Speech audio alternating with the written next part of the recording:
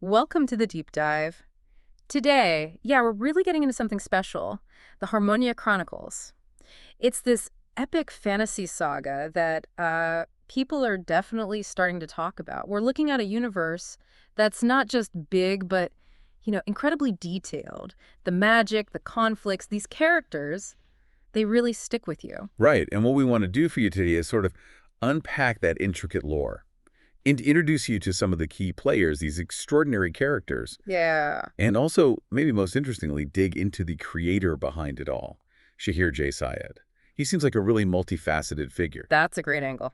Because trying to figure out how one person builds something this ambitious. Exactly. How does it work across different formats, different ages? Yeah. That's the puzzle. Yeah. And when we say ambitious or expansive, we mean it, don't we? This isn't just one story. Not at all. It's like a centuries-old war between gods spanning infinite worlds, all leading up to some huge final battle. It's a massive canvas. It really is. Okay, so let's start right at the core then.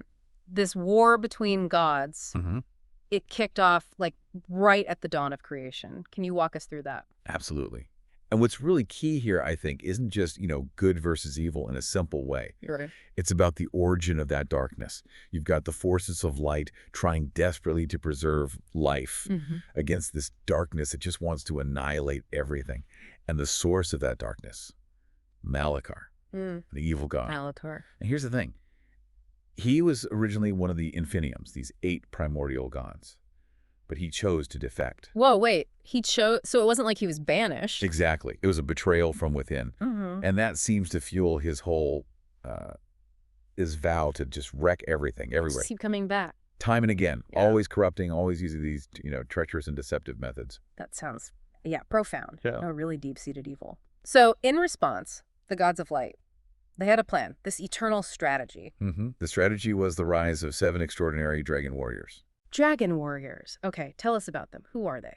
Well, they're not just skilled fighters. Think of them as like immortal champions, each one born from a specific god. Right. And they can command elements, bend them to their will. They're the first line of defense, basically, trying to restore peace whenever Malachar stirs things up. And you said this isn't just for one place. No, that's what's fascinating. It's a war for all worlds. And you get this sense that time is running out for the warriors as they gear up for the final showdown, the one to destroy Malachar for good. Wow, that cosmic clock ticking definitely adds tension. Okay, so building on that huge conflict, where does most of the action actually happen? The primary setting, is the planet Nebo. It's in a faraway galaxy called Nebo. Nebo and Sustanaibo. And the names mean something, right? You mentioned translations. Yeah, roughly heaven for Nebo and pathway to heaven for Nebo. Kind of gives you a sense of destiny, doesn't it? It really does. Sets a certain tone. And Nebo itself. It's ancient. Millions of years old, apparently. Beautiful moons, smaller planets orbiting it. It's a grand stage. And Harmonya is on Nebo, like a specific region. Exactly. Harmonya is this peaceful, harmonious land located on Nebo. That's the goal, anyway. Peace. Right, there's always a but in fantasy, isn't there? You mentioned a specific valley, Kydonia Valley. Ah, yes. Kydonia, that's northeast of Harmonia. And it's special. Beautiful, serene shore, but also deeply enchanted. Enchanted how? It's described as the place where magic runs strongest, like the source. Yeah. It's the birthplace of magical creatures, beings, mysterious objects, all that good stuff. Okay, like a magical wellspring. Pretty much. And a lot of Harmonia's legends were born there, legends that gave gifts back to the land. And, interestingly, the very first book in the series, it starts its journey right there in Kydonia. Oh, really? Yeah, following one of the future legendary warriors when she's just a small girl, totally unaware of, the legends waking up around her, her destiny starting to form. Ah, I like that. Starting small before the huge epic unfolds. Okay, so we have the war, the cosmic setting, this magical valley. Let's meet the heroes properly. The 7 extraordinary dragon warriors. Right. These are the core group, and they are seriously powerful figures. Each one, as I said, linked to a god with unique abilities. Give us some examples. Who stands out? Okay, well, you've got Stormbringer, rose from Prudentia, the goddess of wisdom. Stormbringer is the leader. Leader, okay. Powers? Commands air, wind, thunder, electricity. And carries this amazing sword, the pink lightning sword Zulfir.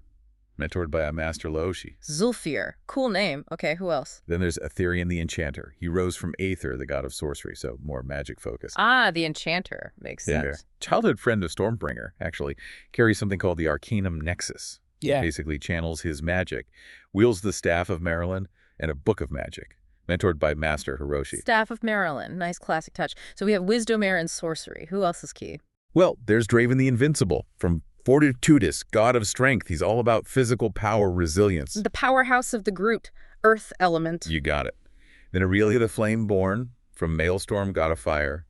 So she controls fire, summons infernos, wears this crown of eternal flame. Fire and earth. Okay. And you mentioned 7. Who else? Siddur the Wayfarer. He's fascinating.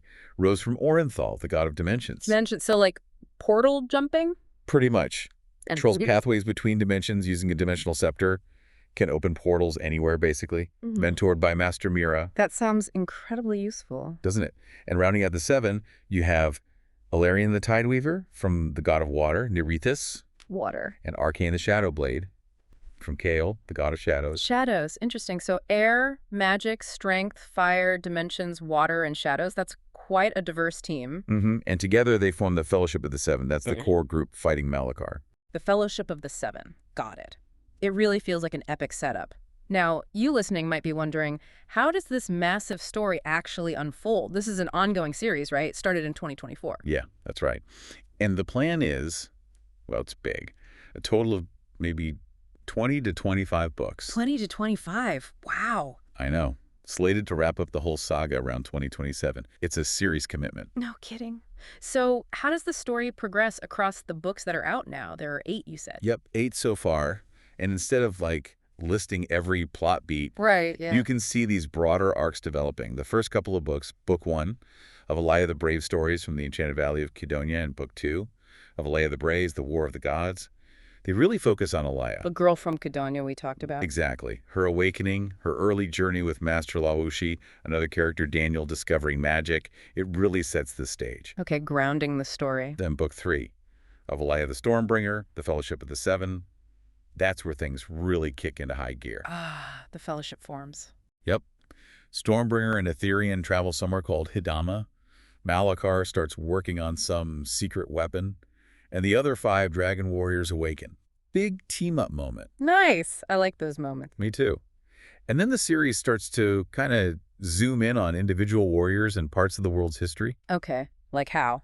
Well, like book 5 of Daniel Aetherian, The Enchanter the Sorcerer Awakens. That follows Daniel on his own quest. He ends up on this dark planet, Xylos, runs into Malachar's forces, uncovers some century-old mystery about a lost sorcerer. So fleshing out the individual members and the wider lore. Exactly.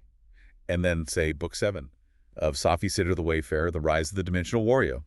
We get a deep dive into Siddur, a journey through time to see how he became the Dimensional Warrior. The dimension-hopping guy. Right. And you see Malachar's plots specifically targeting him, trying to mess up his life. It sounds like a really smart way to build complexity, develop the characters and the world side by side. It really works. And by book 8 of the Dragon Warriors, the Game of Shadows, the stakes are super high. The warriors have split into 3 groups to build alliances across Harmonia. Sensible strategy. You'd think. But they find out Malachar is like 10 steps ahead, laying these deadly traps targeting one of them specifically. You really feel that constant escalating threat. Okay, wow, that's a lot unfolding already. Which naturally makes you think about the creator, the person juggling all these threads, SHAHEER J. SYED. He's described, interestingly, as a traveler and explorer in this world, someone aiming to help people find their paths. Yeah, if you look at his own background, well, it seems really woven into the fabric of the saga, doesn't it? How so? Well, his roots are in India, but he's traveled extensively, lived globally, really soaked up different cultures. Now he's based in Stockholm. Okay. And his path to becoming an author, it wasn't direct. He spent nearly 30 years as an IT professional first. 30 years in IT. Wow, Yeah. That is a shift. Executive roles, technical certifications. Yeah, business architect, innovation coach.